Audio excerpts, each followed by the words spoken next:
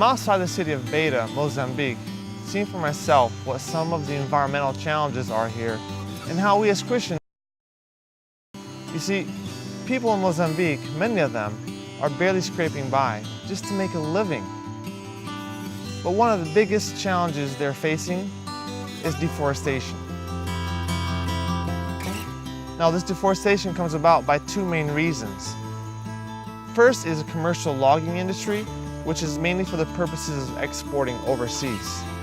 The second is local logging, just by the people. What's happening is that there's a short-term gain, but a long-term loss. You see, people have to make a living, so they're going to cut down trees and make charcoal for cooking, for their daily use. But the long-term damage is a big challenge, because there's a loss of biodiversity, the animals leave, there's the loss of forest cover, the water table drops, less water. People have to walk farther and farther for their basic resources.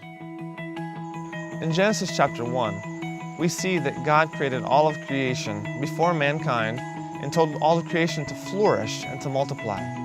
And then He created us in His image, mankind in His image, and told us to flourish and multiply. And He told us to have dominion over the earth, to steward His creation. We were given this command before sin, but even after sin, we still have this responsibility to steward creation. This is our responsibility. It's a privilege. In Colossians chapter 1, 18, 19, and 20, Paul writes and says that God has given us reconciliation to Himself through Christ, through the blood of Christ.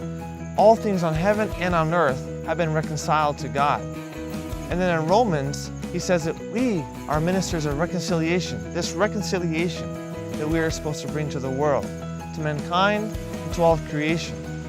All of creation groans with eager anticipation for the revelation of the sons of God. And we are the sons of God. We have been given reconciliation.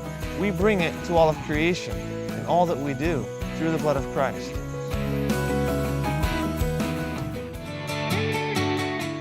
Here specifically in Mozambique, what would reconciliation to God look like for all of creation in this context? We would see communities transformed by the power of the gospel of Jesus Christ. We would see farms and communities growing food not just for themselves, but for the community as well. We would see trees growing again on the bare land. We would see plants growing, flowers. The plants would be producing abundantly. There would be water for people close by. The water table simply would come back up. People wouldn't have to go as far to get basic resources for survival. This is what reconciliation would look like here in Mozambique. So will you partner with us as we help bring about this reconciliation? Whether it's Mozambique or Mexico or Ukraine, the Middle East, there are opportunities all over the world.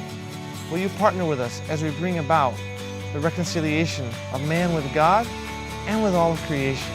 It is exciting to be a part of what God is doing around the world.